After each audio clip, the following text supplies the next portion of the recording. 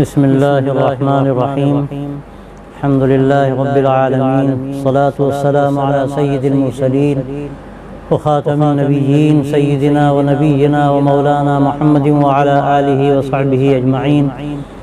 وعلى من تبعهم بإحسان ودعا بدعوتهم إلى يوم الدين. أما بعد، فأعوذ بالله من الشيطان الرجيم. بسم الله الرحمن الرحيم. لن ينال الله لحومها ولا دماؤها ولكن يناله التقوى منكم. صدق اللہ العظیم. یہ آیت جو خاص طور سے قربانی سے متعلق ہے اور امام نووی رحمۃ اللہ علیہ نے ریاض الصالحین میں جو پہلا باب نیت کا قائم کیا ہے، اس میں دوسری آیت ہے. سے پہلی جو آیت تھی اس پر گزشتہ ہفتے کلام کیا گیا تھا. یہ دوسری آیت ہے. آج اس مناسبت سے انشاءاللہ چند باتیں عرض کی جائیں گی اور اس سے ہٹ کر جو خاص طور سے عشرہ ذی الحجہ کی خصوصیات ہیں، اس کی فضیلت ہے، اس کے بارے میں بھی چند باتیں کہی جائیں گی اور حالات کی مناسبت سے بھی آخر میں چند باتیں عرض کرنا چاہتا ہوں. پہلی بات جو خاص طور سے قربانی سے متعلق ہے، وہ اس آیت کی مناسبت سے میں یاد کرنا چاہتا ہوں کہ اللہ تبارک و تعالیٰ نے ہمیں جو نظام عطا فرمایا ہے، دین کا جو ڈھانچہ ہمیں دیا ہے، یہ صرف ڈھانچہ نہیں ہے، یہ صرف نظام نہیں ہے، بلکہ اس کے اندر جب تک کہ اللہ کی رضا کی روح نہ ہو، اللہ تبارک و تعالیٰ کو راضی کرنے کا مزاج نہ بنے، اس وقت حقیقت یہ ہے کہ یہ صرف ڈھانچہ ہے جس کے اندر جان نہ ہو، کوئی روح نہ ہو. جیسے لاشے بے جان ہوتا ہے،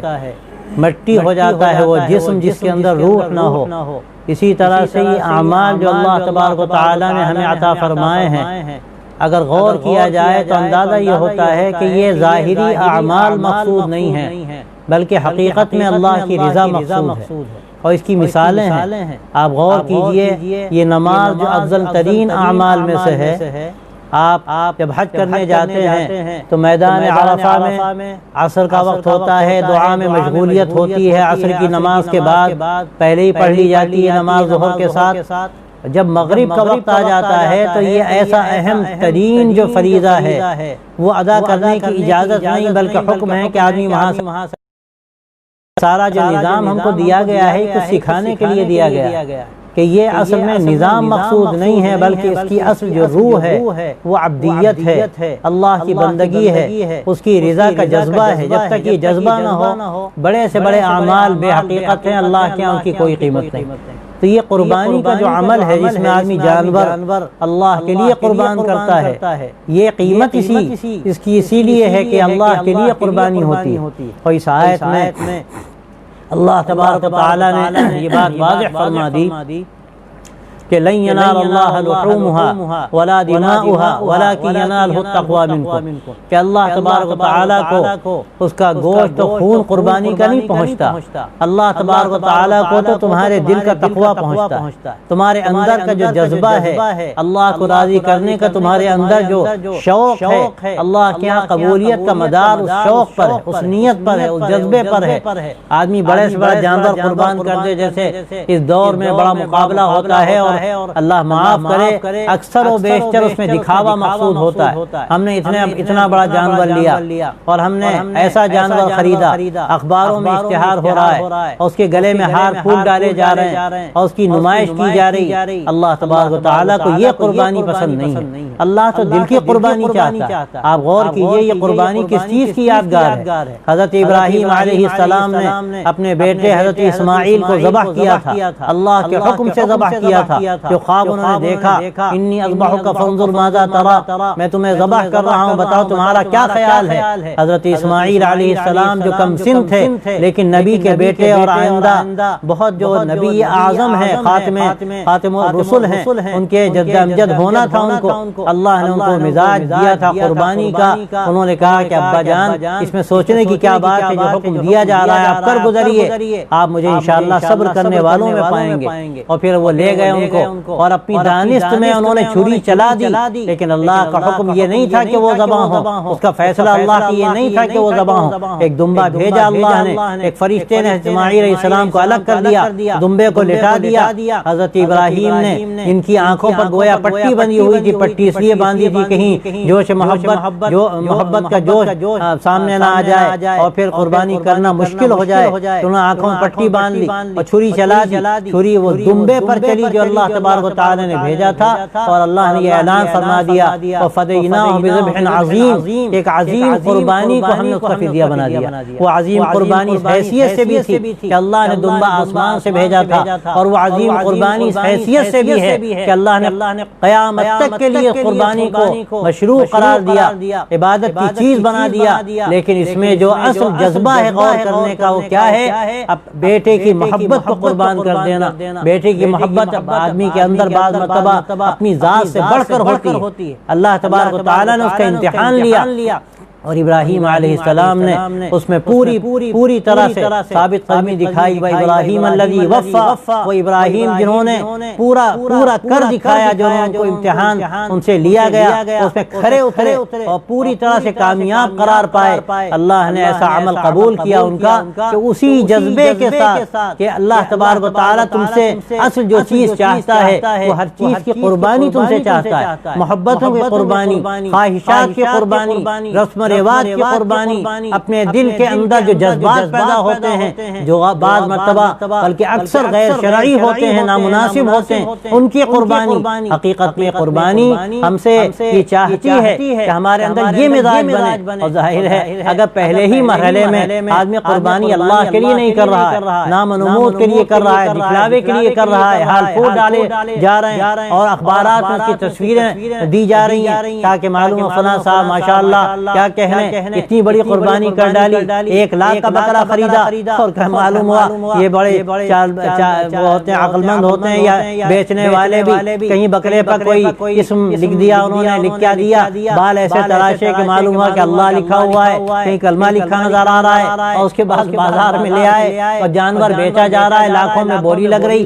یہ سارے تماشے ہیں، اس کی اسلام میں کوئی حقیقت نہیں مظاہر کی۔ اسلام یہ دیکھتا ہے کہ تمہارے دل کے اندر کیا ہے، تم اپنے مال کو قربان کر رہے ہو، تمہارا دل نہیں چاہتا کہ مال نکلے، لیکن تم اس لیے مال کو خرچ کر رہے ہو کہ ہمارا مالک ہم سے راضی ہو، یہ ہمیں حکم ہے قربانی کا، تاکہ مال کی قربانی کا مزاج بنے، اور یہ ہمیں اس سے یہ سبق ملے کہ حقیقت میں تو ہم سے یہ مطالبہ ہے کہ ہر چیز کو ہم اللہ کے سامنے قربان کر دیں۔ جب اللہ کا حکم سامنے آئے، اس کے نبی کا فرمان اور اس کی شریعت کا نظام ہمارے سامنے آئے، تو پھر ہمارا کیا نظام اور ہماری کیا چاہت اور ہمارے کیا رسم و رواج، ہر چیز کو اس کے آگے قربان کر دینا، یہ سب سے بڑی ہمارے اوپر ذمہ داری ہے، جو اس حقیقت میں اس قربانی کا پیغام۔ تو بھائیو، یہ آیت جو ہمیں سبق دیتی ہے، اللہ کو گوشت و پوست نہیں پہنچتا، اللہ کو اس کی کیا ضرورت ہے، لیکن اللہ کو تمہارے دل کا تقویٰ پہنچتا ہے،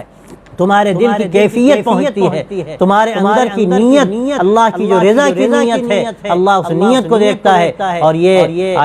حدیثوں میں کئی جگہ یہ بات فرمائی، اللہ تعالیٰ تمہارے اعمال کو دیکھتا ہے، تمہاری نیتوں کو دیکھتا ہے، ظاہر کو نہیں دیکھتا، تمہاری صورتوں کو نہیں دیکھتا، اعمال میں بھی حقیقت میں اعمال کی صورتوں کو نہیں دیکھتا، تو حقیقت میں اعمال کی کیفیت کو دیکھتا ہے۔ اور یہ جو آتا ہے روایتوں میں کہ بعض مرتبہ اللہ تعالیٰ عمل پر 10 گنا دیتے ہیں، بعض مرتبہ 70 گنا دیتے ہیں، بعض مرتبہ 700 گنا دیتے ہیں، بعض مرتبہ اس سے بھی زیادہ، الی اضعاف مضاعفہ، اس کی کوئی انتہا اور نہایت نہیں، اتنا زیادہ بڑھا کر دیتے ہیں۔ حقیقت میں یہ ثواب کی زیادتی یہ آدمی کے حسن نیت پر اس کا پورا اعتماد ہوتا ہے۔ آدمی کی جیسی نیت ہے، اللہ کی رضا کا اس کے اندر جیسا جذبہ ہے، اس کے اندر جیسا ولولہ اور شوق ہے، اللہ تبارک و تعالیٰ اس کے مطابق بعض مرتبہ بہت چھوٹے عمل پر اس قدر نواز دیتے ہیں کہ بڑے بڑے اعمال پر بعض مرتبہ وہ بدلہ اللہ کا نہیں ملتا، وہ ثواب نہیں ملتا، تو چھوٹے عمل پر صحیح جذبے اور صحیح نیت کی وجہ سے اللہ تبارک و تعالیٰ کی طرف سے حاصل ہوتا ہے۔ تو یہ ہمیں جو سبق دیا گیا کہ ہمیں اپنے دل کی طرف توجہ کرنے کی ضرورت ہے۔ یہ جو ایام قربانی ہیں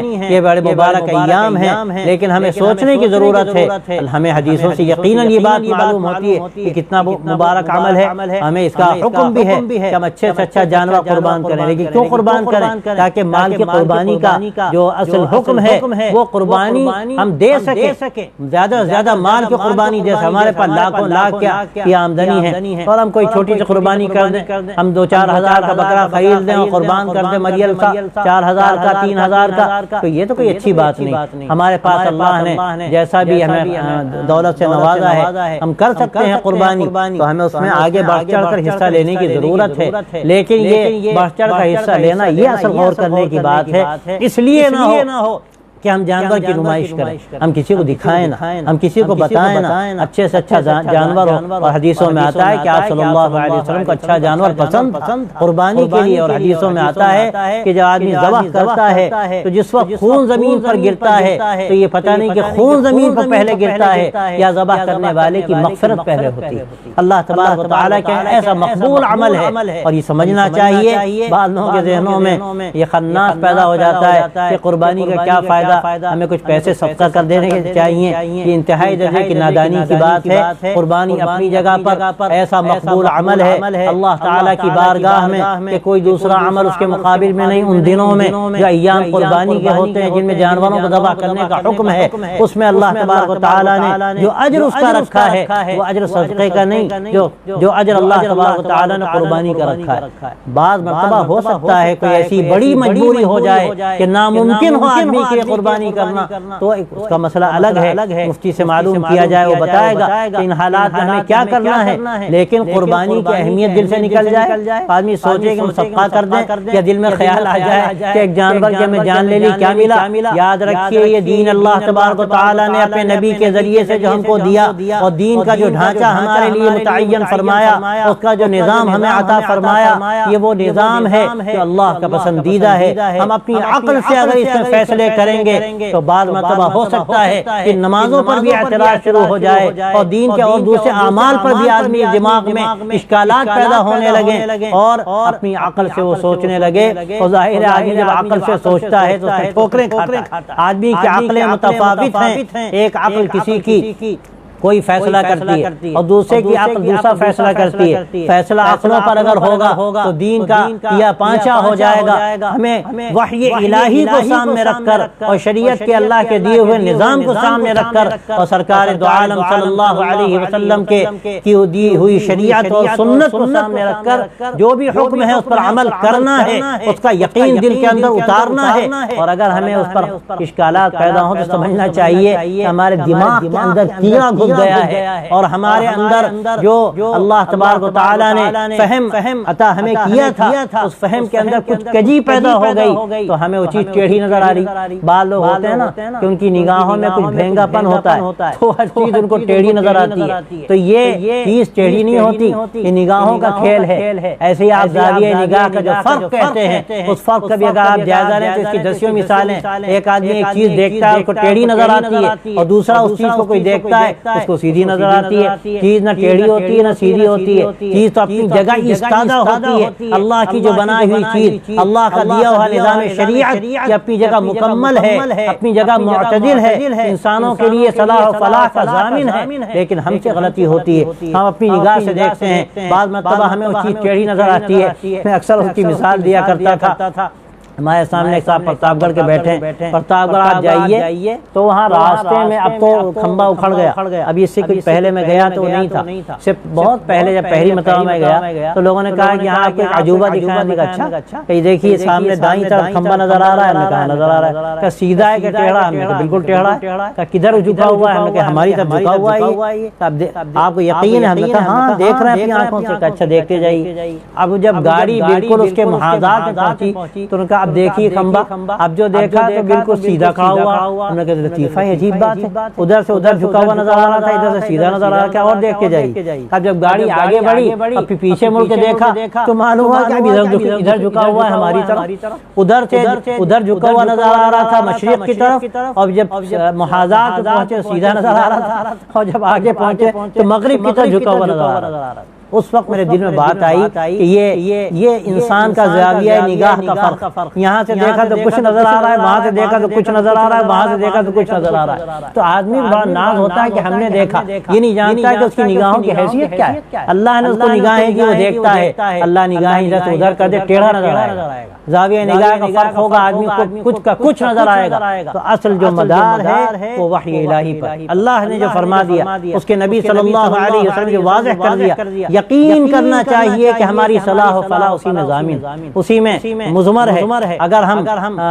یہ یقین ہمارے اندر نہیں ہے تو ہم سب خطرے میں۔ تو پہلی بات میں یاد کرنا چاہتا ہوں کہ یہ مبارک ایام قربانی کے ہیں، ان میں جو ہو سکے جن حضرات کو فرض ہے، جیسے زکوٰۃ فرض ہوتی ہے، اس میں سال گزرنا بھی ضروری نہیں، اگر اتنے پیسے ہیں تو قربانی ضروری ہوتی ہے، واجب ہوتی ہے، ہر ایک کی طرف سے ضروری ہوتی ہے، آدمی قربانی کرے، قربانی کر سکتا ہے، قربانی ہی کرنی چاہیے اور یقین ہونا چاہیے کہ اللہ کے اندر اجر و ثواب کی چیز ہے۔ اور دوسرے اپنی نیتوں کو درست کرنا چاہیے کہ ہمیں اللہ کی رضا کے لیے کرنا ہے، اور تیسرے یہ سمجھنا چاہیے جو قربانی کا اصل پیغام ہے کہ ہمیں ذبح کرتے وقت یہ تصور ہو کہ ہم ہر طرح کی اپنی چاہتوں پر، اپنے رسم و رواج پر گویا کہ چھری چلا رہے ہیں، اور اس وقت اپنا جائزہ لے کر ہم طے کریں کہ انشاءاللہ ہم اپنی زندگی کو قربانی کے ساتھ گزاریں گے، شریعت کے حکم کی پیروی کریں گے، چاہے ہمارے گلے پر چھری چل رہی، چاہے ہمارے اوپر کیسے ہی لگے کہ آرے چل رہے ہیں، ہماری خواہشات کو کچلا جا رہا، لیکن حکم شریعت ہے تو ہمیں اس پر انشاءاللہ چلنا ہے۔ یہ اصل پیغام ہے اس قربانی کا۔ اور دوسری بات جو میں عرض کرنا چاہتا تھا وہ عشرہ ذی الحجہ کی مناسبت سے میں بات کہنا چاہتا ہوں۔ یہ جو 10 دن ہیں ذی الحجہ کے چاند نکلنے کے بعد سے لے کر اور بقرعید کے دن تک، ان کی بڑی فضیلت حدیث میں آتی ہے، اور عجیب بات ہے کہ عام طور پر یہ امت مسلمہ اس سے غافل رہتی ہے۔ یہاں ہندوستان میں جانتا ہوں ہم لوگوں کو اس کا دھیان بھی نہیں ہوتا، جب وہ ایام آتے ہیں چاند نکل آتا ہے تو یہ خیال نہیں ہوتا کہ یہ جو 10 دن ہیں ان کی کیسی فضیلت ہے۔ حدیث میں جو الفاظ آتے ہیں بعض مرتبہ حیرت ہوتی ہے، وہ حدیث قابل استدلال ہے۔ اس میں آپ صلی اللہ علیہ وسلم جو بات ارشاد فرمایا کہ ما من ایام العمل الصالح فیہا احب الی اللہ من هذه الایام العشر قیل ولا الجہاد فی سبیل اللہ یا رسول اللہ قال صلی اللہ علیہ وسلم ولا الجہاد فی سبیل اللہ الا ان یغزو احد بنفسہ ومالہ فلم یرجع فیہما بشیء۔ آپ صلی اللہ علیہ وسلم جو بات فرما رہے ہیں کہ پورے جتنے بھی ایام ہیں سال کے، ان تمام دنوں میں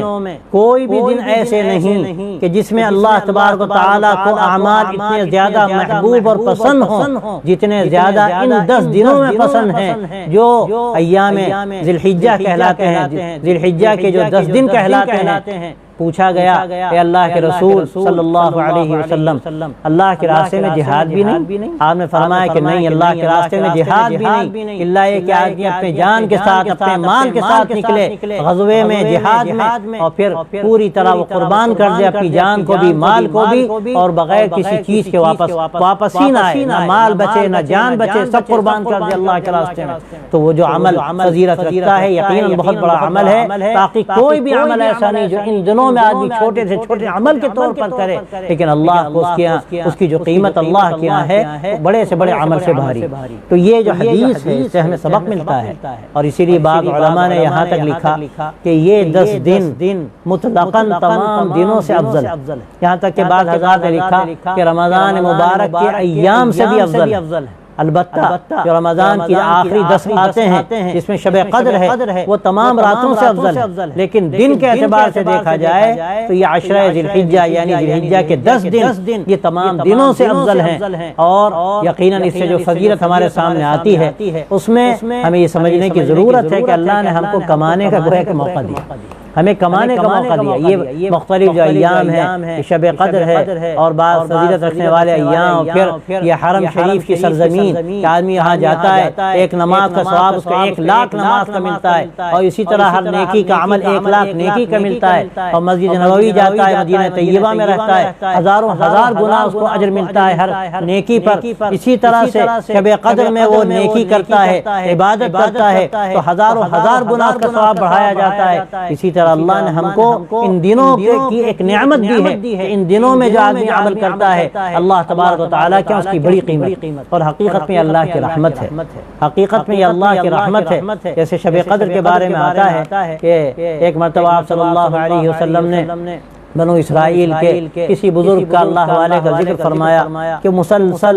80 سال 70 سال اللہ کی عبادت میں اس طرح مصروف رہے، ایک لمحے کی بھی اس میں انہوں نے پلک جھپکتے بھی اس میں ذرا بھی انہوں نے یہ نہیں کیا کہ وہ عبادت میں مشغول نہ رہے ہوں۔ تو صحابہ رضی اللہ عنہم کو خیال ہوا کہ یہ نعمت ان کو ملی، ان کی عمریں تھیں، ہم لوگوں کی اتنی عمریں نہیں، ہم اس نعمت سے محروم ہیں۔ تو آپ صلی اللہ علیہ وسلم نے فرمایا کچھ عرصے کے بعد کہ اللہ نے تمہیں شب قدر کی نعمت دی ہے، ایک رات تم عبادت کرو گے تو کتنا ثواب ہے۔ سورہ قدر میں آپ خود دیکھ لیجئے، انا انزلنا اعوذ باللہ من الشیطان الرجیم بسم اللہ الرحمن الرحیم انا انزلناہ فی لیلۃ القدر وما ادراک ما لیلۃ القدر لیلۃ القدر خیر من الف شہر، ایک دن کی عبادت 1000 راتوں سے بڑھ کر، تقریباً 83 سال کے قریب بنتے ہیں، 80 سال سے زیادہ۔ تو گویا کہ وہ جو ایک حضرات صحابہ رضی اللہ عنہم جو کہ اللہ کے نبی، اللہ کے محبوب نبی اور ان کے وہ ساتھی جو اللہ کو محبوب تھے، ان کے دل میں خیال آیا اللہ نے نعمت عطا فرمائی۔ تو جس طرح شب قدر کی نعمت اللہ نے دی، اسی طرح یہ مبارک دن ہے، یہ نعمت اللہ نے دی ہے۔ ہم اس میں کم از کم یہ طے کر لیں کہ ہر نماز کا جماعت کے ساتھ اہتمام کرنا ہے انشاءاللہ، اور کوشش کریں کہ تکبیر اولیٰ بھی فوت پھر سنتوں کا اس کے ساتھ اہتمام، اور ان دنوں میں کچھ نوافل کا اہتمام، ہمیں چاشت کا اہتمام نہیں، اشراق کا اہتمام نہیں، ٹھیک ہے کوئی فرض واجب نہیں، لیکن ان دنوں میں اجر کمانے کے لیے آدمی تھوڑا سا اہتمام کر لے، کچھ تلاوت کا زائد اہتمام کر لے، کچھ صدقہ نوافل جو نفلی صدقات ہوتے ہیں ان کا تھوڑا سا اہتمام کر لے، اور لوگوں کے ساتھ حسن سلوک کرنا، لوگوں کے ساتھ اخلاق کا برتاؤ کرنا، اس کی اللہ کے بڑی قیمت ہے، اس کا اہتمام کر لیں۔ یہ ہم لوگ نہیں سمجھتے اس بات کو کہ یہ اخلاق کی زندگی اور لوگوں کے ساتھ سلوک کرنا، ان کے ساتھ اچھا برتاؤ کرنا، اور کم از کم درجہ یہ ہے کہ اپنی بدمزاجی سے، اپنی بد اخلاقی سے دوسروں کو محفوظ رکھنا اور کنٹرول کرنا اپنے آپ کو، اللہ کے اس کی بڑی قیمت۔ ایک حدیث میں آتا ہے کہ 2 عورتیں تھیں آپ صلی اللہ علیہ وسلم کی حیات طیبہ میں، آپ صلی اللہ علیہ وسلم کے سامنے ان کا تذکرہ ہوا، ایک کا تذکرہ ہوا کہ رات بھر عبادت کرتی ہیں، دن میں روزے رکھتی ہیں، کچھ صدقہ خیرات بھی کرتی ہیں، لیکن عجیب بات یہ ہے کہ مزاج بڑا سخت، ان کے پڑوسی ان کی بک جھک جھک سے محفوظ نہیں، روز جھگڑا روز لڑائی۔ اور دوسری کے بارے میں فرمایا کہ وہ زیادہ روزہ اور نماز کی تو نہیں، فرائض کا اہتمام کرتی ہیں واجبات کا، اور کچھ صدقہ بھی کر دیتی ہیں، لیکن بڑی بااخلاق، ان سے کسی کو تکلیف نہیں ہوتی۔ آپ صلی اللہ علیہ وسلم نے فرمایا کہ اپنی اس بد اخلاقی سے ہو سکتا ہے وہ جہنم رسید ہو جائے، اور اپنے اس اخلاق سے میں سمجھتا ہوں کہ وہ جنتی، آپ اس کو جہنمی فرما رہے ہیں، اس کو جنتی فرما رہے ہیں۔ تو یہ اخلاق کتنی بڑی چیز ہے، آدمی کم از کم یہ طے کر لے کہ ان 10 دنوں میں بطور خاص ہم اپنے آپ کو تیار کریں۔ اگر ہم مشق کریں گے، اپنے کو کنٹرول کریں گے، ہماری زبان سے کسی کو تکلیف نہ پہنچے، ہمارے طرز عمل سے کسی کو تکلیف نہ پہنچے۔ حدیث میں تو یہاں تک کہا گیا کہ المسلم من سلم الناس من لسانه ويده، کہ صحیح مسلمان وہ ہے کہ جس کے ہاتھ سے، اس کی زبان سے تمام لوگ محفوظ رہیں، اور خاص طور سے پڑوسی محفوظ رہے۔ پڑوسی کا تو اس قدر تذکرہ روایتوں میں آتا ہے کہ پڑوسی کے ساتھ بدسلوکی کسی دوسرے کے ساتھ بدسلوکی کے مقابلے میں 10 گنا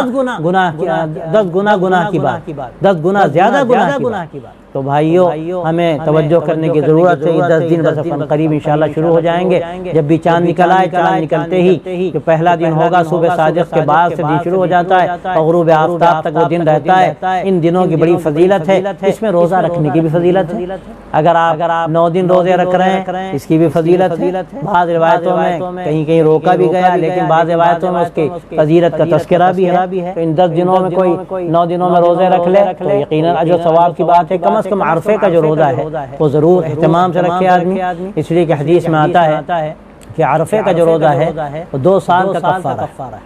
2 سال کا کفارہ ہے۔ عاشورہ محرم کا جو روزہ رکھتا ہے آدمی 1 سال کا کفارہ ہے، اور عرفے کا روزہ رکھتا ہے تو وہ 2 سال کا کفارہ ہے، ایک وہ سال جو گزر چکا اور ایک وہ سال جو آنے والا ہے۔ تو کتنی بڑی فضیلت کی بات ہے، ہم لوگ گناہگار لوگ ہیں، اللہ ہماری مغفرت کا سامان کر رہا ہے، اور ہمیں ہمارے خزانے میں اور نامہ اعمال میں اجر کے بڑھانے کا اللہ سامان کر رہا ہے۔ ان دنوں میں اس کا بھی اہتمام کیا جائے، یہ دوسری بات ہے جس کی آج کے دنوں میں بڑی اہمیت ہے۔ اور تیسری بات ایک میں اور عرض کرنا چاہتا ہوں، اور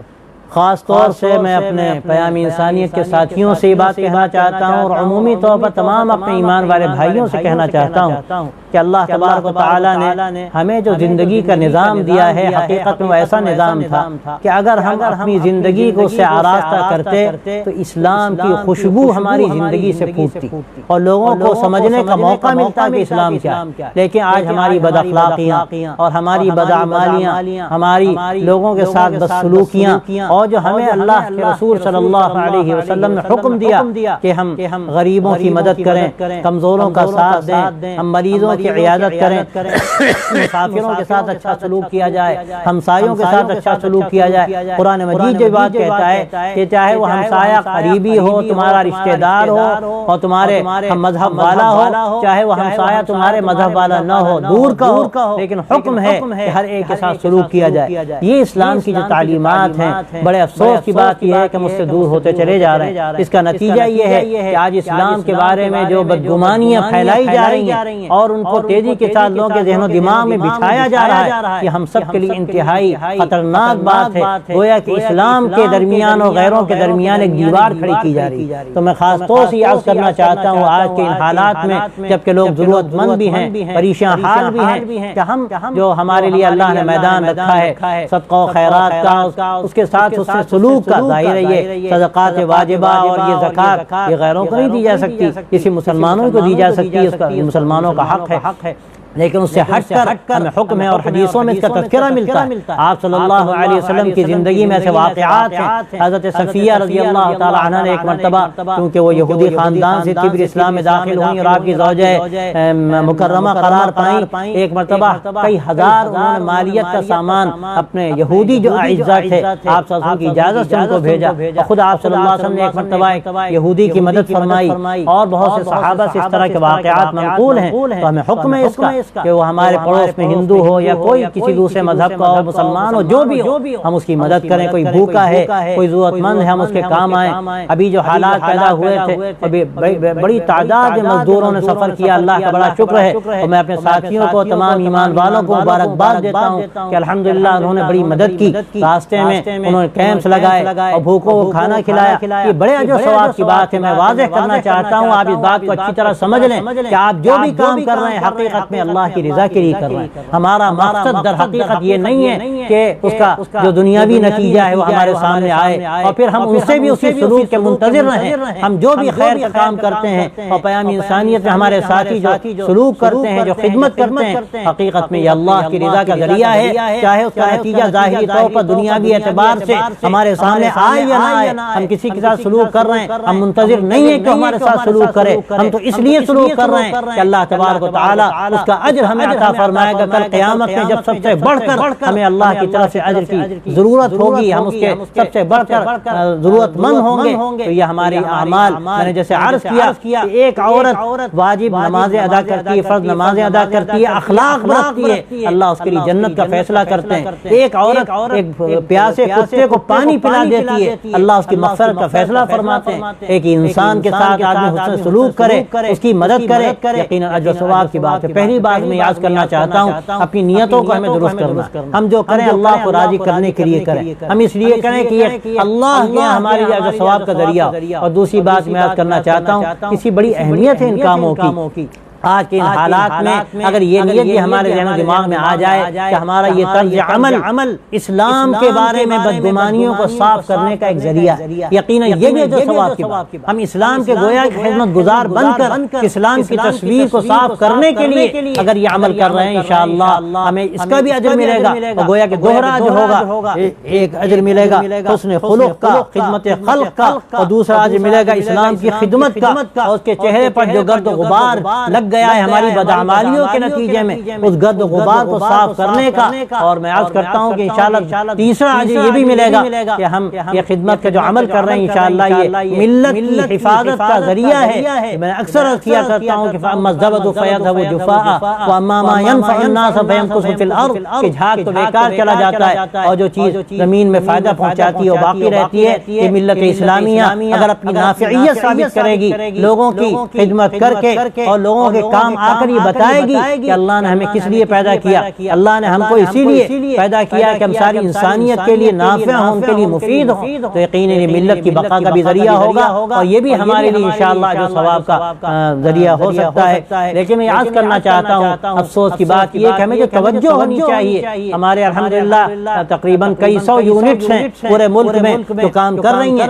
لیکن ابھی محسوس کرتا ہوں کہ جس طرح کام ہونا چاہیے ابھی وہ کام سامنے نہیں آ رہا ہے۔ ہمیں قدم آگے بڑھانے کی ضرورت ہے۔ اس کے ساتھ ساتھ ایک بات اور میں عرض کرنا چاہتا ہوں کہ یہ خدمت وہ ہے جسے یقیناً گرد و غبار انشاءاللہ چھٹیں گے، لیکن یہ تنہا کافی نہیں، اس کے ساتھ ساتھ ذہن سازی کی بھی ضرورت ہے، اس کے ساتھ ساتھ ہمیں لوگوں سے ملنے کی بھی ضرورت ہے۔ میں اکثر کہتا ہوں کہ حضرت مولانا علی میاں صاحب رحمۃ اللہ علیہ کی جو پیام انسانیت کی تقریریں ہیں وہ تقریریں الحمدللہ اس سلسلے میں بے حد مفید ہیں، وہ مختلف زبانوں میں ان کا ترجمہ ہوا ہے۔ آپ ان تقریروں کو لوگوں تک پہنچائیں۔ وہ ایک صفحہ ہے اپنے